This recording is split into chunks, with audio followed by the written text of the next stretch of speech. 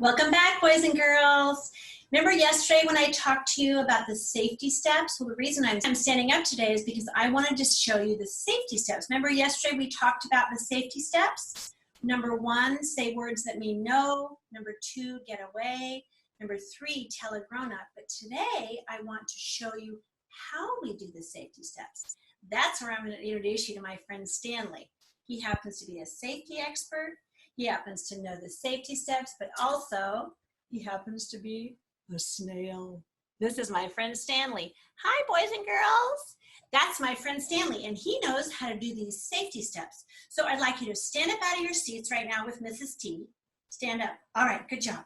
Now what I want you to do, this is how we're going to learn the safety steps. I want you to put your shoulders back, stand big and tall and brave. Give the person you're talking to your eye contact, which means you look right at them. And then if they ask you to do something not safe, you use a firm voice to say no. That's right. Say it with me, would you? Big and tall and brave. Eye contact to the person. A serious voice. It's firm. It's what we call assertive. And we're going to say it to the person right to their face. They ask you to do something not safe. We look at them and say no. Number 2. We get away. Do that with me. Say, get away. And number 3, we're going to tell a grown-up. That's right. Say it with me. Tell a grown-up. Excellent job. Can we do those right in a row? All right. Big and tall and brave. If someone asks you to do something that makes you feel not safe, you look the person in the eye and you firmly say, no. Get away. And tell a grown-up. Excellent job. You know what I think we should do? Some of you speak Spanish. Let's do those safety steps in Spanish, shall we? All right, let's have a look at the safety steps. They're written in English, but we're going to do them in Spanish. And if you want to join along, you're welcome to. So the safety steps are los pasos de seguridad. Big and tall and brave, shoulders back. 1. Palabras que quieren decir no. No más. 2. Camina y alejate. 3. Dile a un adulto una persona grande. See? Good job. That's in Spanish. The same 3 safety steps. 1, 2, and 3 safety steps. We're going to practice those a whole bunch, so by the time you leave my lessons, you're probably going to be as good as my friend Stanley. All right, good job. Today, boys and girls, we're going to switch our lesson up a little bit. We're still going to talk about personal safety, but now we're going to talk about a little bit of a different kind. Check out my poster. Here's a picture of a boy named Isaiah with his dad.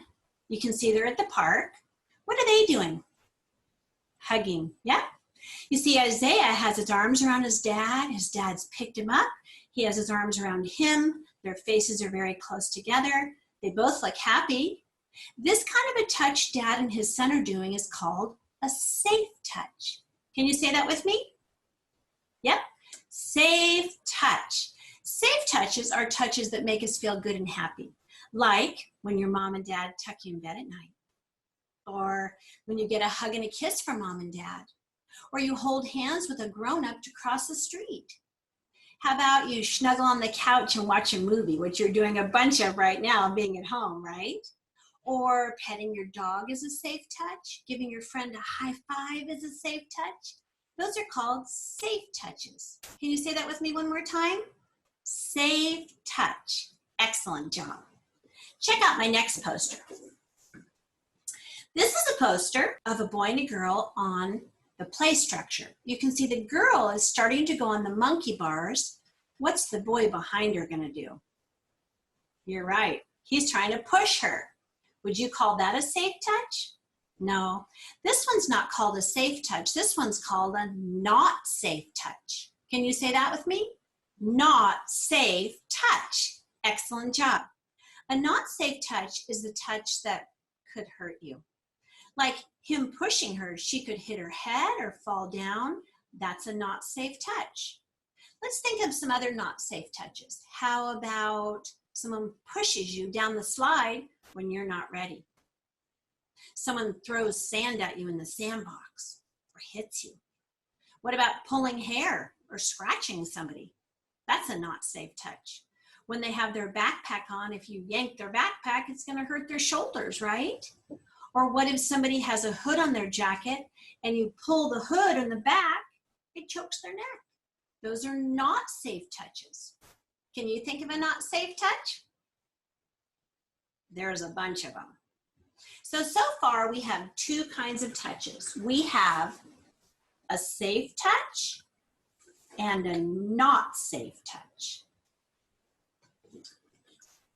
Let's talk about my next poster.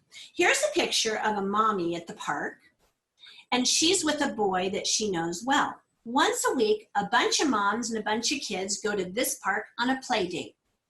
Yes, if you recognize that park, it's downtown San Luis Obispo at Mitchell Park. So on this particular day, my friend Cassandra, one of the moms, walks over to her friend's son named Ian to give him a hug. Have a look at this picture close up. Do you think that Ian wants that hug? Look at his body language. What is he doing? He's looking down. Doesn't look very happy, does he? What about his arms? They're crossed. Is he looking at the mom, Cassandra? No. So what you can see is his body language is telling you no, he does not want a hug. This poster is called a touch you don't want, or an unwanted touch. So this boy does not want a hug from Cassandra. You can see by his body language.